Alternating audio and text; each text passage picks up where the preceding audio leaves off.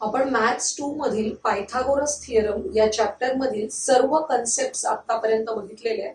त्या कन्सेप्ट्सवर आधारित examples activities बघितल्या. आज आपण हॉट्स म्हणजेच चॅलेंजिंग क्वेश्चन्स बघणार आहोत. बघा, पहिल्या क्वेश्चनला सुरुवात करूया आपण. In triangle ABC angle C is equal to 90 degrees.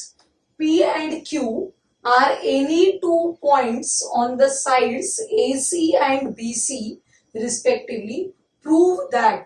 आपल्याला प्रूव्ह करण्याचं जे स्टेटमेंट आहे त्याकडे लक्ष द्या. AQ square plus BP square is equal to AB square plus PQ square. यातले सगळे जे सेगमेंट्स आहेत ते आपण बघूया कुठे आहेत नक्की. AQ बघा, हा AQ आहे. हा AQ म्हणजेच आपण पाहू, हा जो ट्रायंगल आहे ACQ याचा हा हायपोटेन्यूज आहे. म्हणजे आपण जर या राईट अँगल ट्रायंगल मध्ये पायथागोरस थिअरम यूज केला तर आपल्याला AQ स्क्वेअरची व्हॅल्यू मिळणार आहे. AQ square is equal to AC square plus CQ square. तेच आपण फर्स्ट स्टेप मध्ये केलेलं आहे. लक्षात येते. आता बघा, दुसरा BP स्क्वेअर हवाय आपल्याला. आता BP कुठे आपण बघूया. हा आहे BP. बघा, हा आहे BP. हा जो BP आहे हा कोणत्या ट्रायंगलचा पार्ट आहे. PCB. इन ट्रायंगल PCB आपल्याला BP स्क्वेअरची व्हॅल्यू मिळते. BP square is equal to PC square plus BC square. हे सेकंड स्टेटमेंट झालं. आता AB स्क्वेअर बघूया. पूर्ण हा मोठा ट्रायंगल आहे बाहेरचा. बघा, ट्रायंगल ABC या ट्रायंगलचा हायपोटेन्यूज आहे AB. Therefore, by using Pythagoras theorem in triangle ACB, काय स्टेटमेंट मिळतं आपल्याला. AB square is equal to AC square plus CB square. आता शेवटचा PQ स्क्वेअर. PQ स्क्वेअर बघा इथे दिसतोय. हा या छोट्याशा राईट अँगलचा हायपोटेन्यूज आहे. त्यामुळे चौथा ट्रायंगल घेतलेला आहे आपण.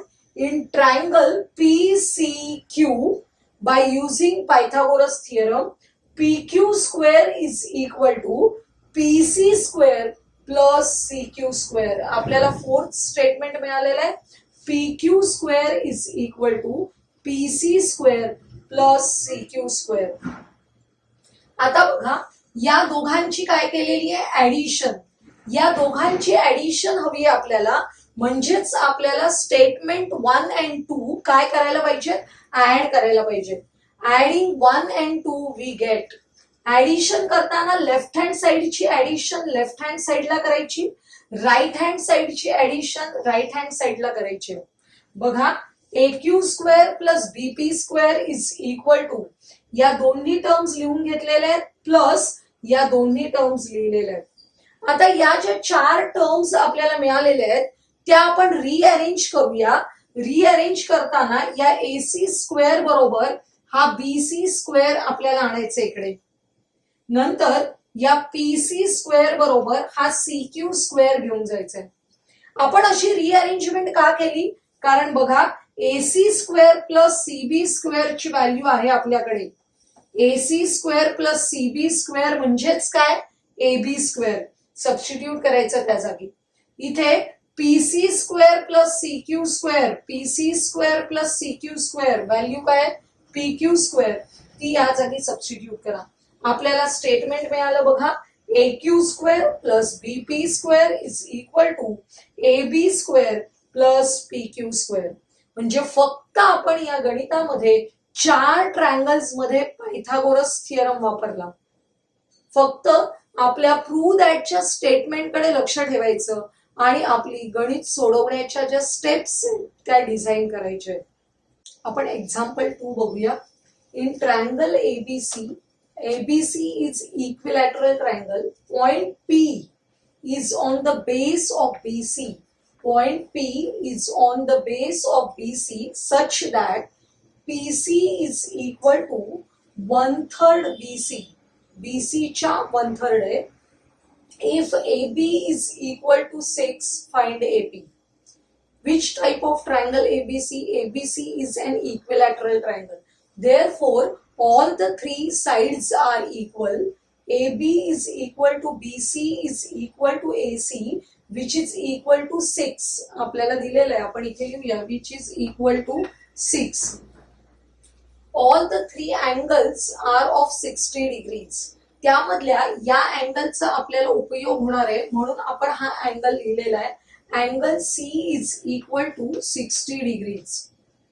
बघा, आता हा फक्त ट्रायंगल आहे ज्याच्यामध्ये आपण एक कन्स्ट्रक्शन करणार आहोत. AM is perpendicular to BC. ही आपल्याला आकृती दिलेला नव्हता, आपण काढलेला आहे. Draw segment AM perpendicular to BC such that M is between B and C. हा परपेंडिक्युलर ड्रॉ केल्यामुळे आपल्याला, बघा मी हा रेड करून दाखवते तुम्हाला, हा एक ट्रायंगल AMC मिळालेला आहे. In this triangle AMC, angle AMC is equal to 90 degrees, angle C is equal to 60. एक अँगल 90 आहे, एक 60 आहे, म्हणजे हा रिमेनिंग अँगल कितीचा असला पाहिजे? 30 degrees. Therefore, in triangle AMC, by using the property of 30, 60, 90 theorem, आपण दोन साइड्स काढू शकतो. कोणत्या दोन साइड्स काढता येतात? Side opposite to 60 degrees. या 60 डिग्रीच्या अपोजिट असलेली साइड कोणती आहे? AM.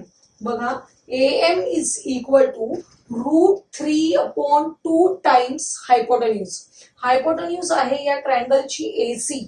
Therefore, AM is equal to √3/2 times AC. AC ची व्हॅल्यू आपल्याला सबस्टिट्यूट करायची आहे. आपण इथेच बघितलं, all the three sides are equal, which is equal to 6 centimetre. मग आपण 6 सबस्टिट्यूट करूया. बेक के बेत्रिक 6. त्यामुळे आपल्याला AM ची व्हॅल्यू मिळाली 3√3 centimetre. AM is equal to 3√3 centimetre. आता आपण या 30च्या अपोजिट साइड बघूया. साइड अपोजिट टू 30 डिग्रीज कोणती आहे? Side opposite to 30 degrees MC. MC is equal to, कशी असते side opposite to 30 degrees? Half of the hypotenuse. Therefore half hypotenuse आहे AC, परंतु आपण बघितलेलं आहे all the three sides are equal. त्यामुळे AC घेतलं, BC घेतलं तरी सेम आहे. किती येणार आहे?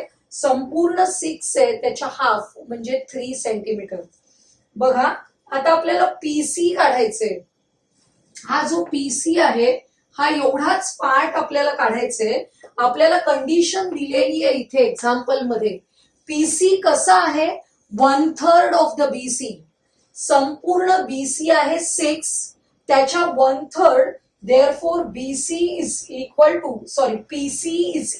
to 2 centimetre. 6च्या 1/3 म्हणजे किती येणार आहे? 2 सेंटीमीटर. काय झालं बघा, हा संपूर्ण CM आहे तो होता 3, हा PC मिळाला 2. त्याच्यावरून आपल्याला या MP ची लेंथ काढता येते. MP इज इक्वल टू, कसं काढणार? हा P point is between M and C. Therefore, MP plus PC is equal to MC. Substitute करूया.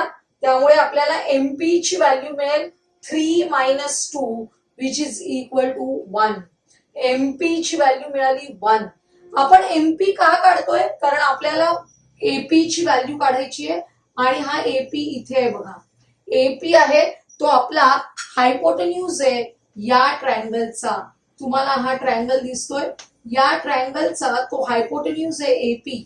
त्याची एक साइड MP आपल्याला मिळाली. किती आहे? MP 1. त्यावरून आपल्याला AM ऑलरेडी काढलेला आहे आपण 3√3. AM काढलेला आहे 3√3. MP आपल्याला माहिती आहे आणि ही हायपोटेन्यूज काढायचंय. कोणता थिअरम वापरायचा आपण या ट्रायंगल मध्ये? Pythagoras theorem. बघा, in triangle AMP by Pythagoras theorem, AP square is equal to AM square plus MP square. AM ची व्हॅल्यू आपल्याला इथे मिळाली होती 3√3, सबस्टिट्यूट करा, प्लस MP ची व्हॅल्यू आपण काढलेली आहे 1 स्क्वेअर, 3√3 स्क्वेअर, 3चा square 9, √3 square is equal to 3, त्यामुळे 3√3 square 9 into 3 27 plus 1 is equal to 28. AP square is equal to 28. Therefore, AP is equal to square root of 4 into 7. 28 चे असे factors पडायचे की त्याच्यामध्ये एक कम्प्लीट स्क्वेअर असला पाहिजे.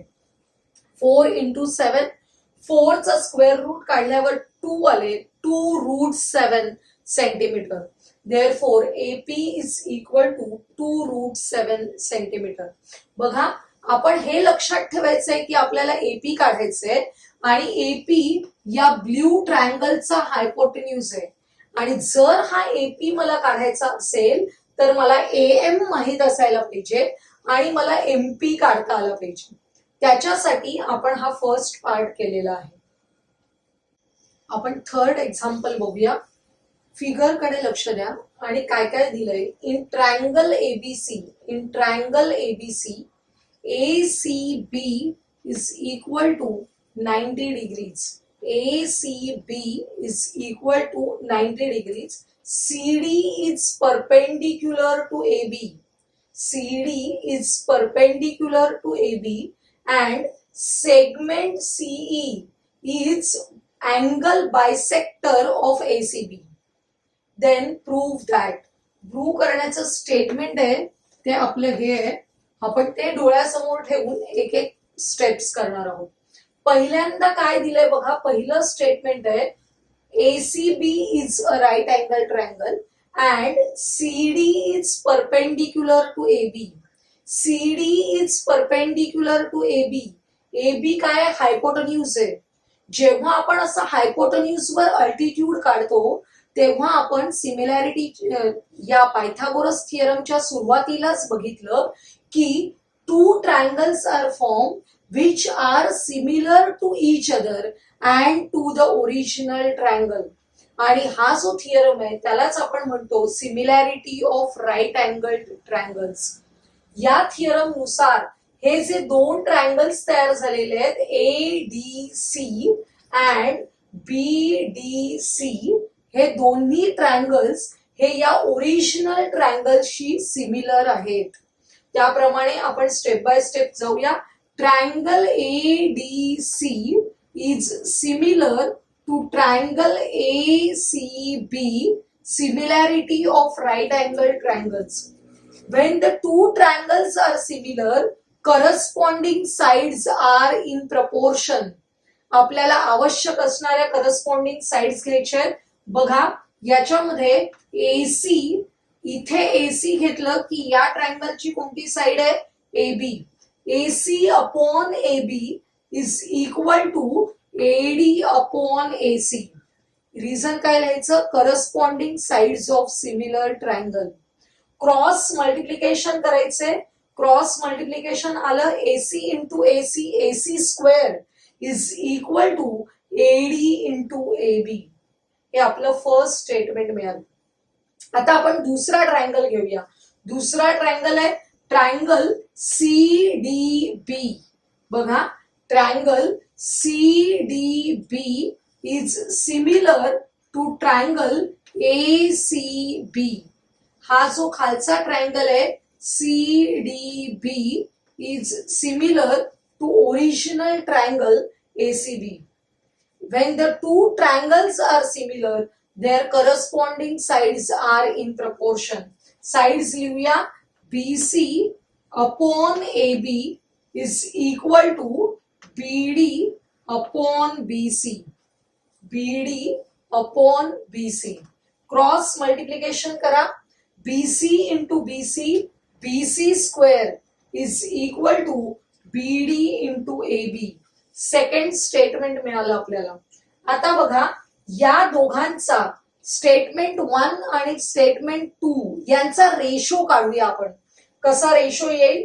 AC square upon BC square is equal to, या sides आहेत AD into AB upon BD into AB, आणि हा AB जो कॉमन आहे तो कॅन्सल होईल, म्हणजे आपल्याला AC square upon BC square ची व्हॅल्यू मिळालेली आहे AD upon BC. AC square upon BC square is equal to AD upon BD. आता आपण सेकंड कंडिशन कडे जाऊया. Segment CE is angle bisector of ACB. Angle bisector असेल तर आपण कोणता थिअरम वापरतो? Angle bisector theorem. हा थिअरम आपण सिमिलॅरिटी चॅप्टर मध्ये बघितलेला आहे. म्हणजे या चॅप्टर मध्ये असं एक्झाम्पल आलेलं आहे की आपण दोन्ही चॅप्टर्सचा एकत्र विचार करतोय, म्हणूनच अशा टाइपच्या क्वेश्चन्स ना आपण हॉट्स किंवा चॅलेंजिंग क्वेश्चन्स म्हणतो. बघा, आपल्याला आता अँगल बायसेक्टर थिअरम वापरायचं आहे in triangle ACB. Angle bisector theorem काय सांगतो? या अँगलचा, बघा हा संपूर्ण अँगल आहे, याचा हा CE काय आहे? अँगल बायसेक्टर आहे. हा अँगल बायसेक्टर असल्यामुळे या पुढच्या या अँगल C च्या अपोजिट साइडचे कोणते दोन सेगमेंट्स तयार झालेले आहेत? AE and EB. Ratio of AE and EB is equal to the ratio of AC and BC. त्यामुळे आपल्याला स्टेटमेंट मिळतं AC upon BC is equal to AE upon EB. Reason आहे अँगल बायसेक्टर थिअरम. बघा, आपल्याला इथे AC square upon BC square ची value मिळाली आहे, म्हणून हे स्टेटमेंट मिळाले त्याला पण आपण स्क्वेअरिंग बोथ द साइड्स करायचं. त्यामुळे आपल्याला AC square upon BC square ची व्हॅल्यू मिळेल, which is equal to AE square upon EB square. बघा, दोन स्टेटमेंट मिळालेले आहेत, ज्या दोन्ही स्टेटमेंटची LHS सारखीच आहे. AC square upon BC square, इथे पण AC square upon BC square. जर दोन्ही स्टेटमेंटच्या LHS सारख्या असतील तर RHS कशा असल्या पाहिजेत? समान असल्या पाहिजेत. त्यामुळे from 3 and 4 AD upon BD is equal to AE square upon EB square. आणि हेच आपलं प्रूव्ह दॅट साठी दिलेलं स्टेटमेंट आहे. या एक्झाम्पल मध्ये आपण दोन गोष्टी वापरल्या. काय वापरलं? Similarity of right angle triangle and angle bisector theorem. हा व्हिडिओ जर तुम्हाला आवडला असेल तर लाईक करा, आपल्या मित्रमैत्रिणींना शेअर करा आणि आपल्या चॅनलला सबस्क्राईब करायला विसरू नका.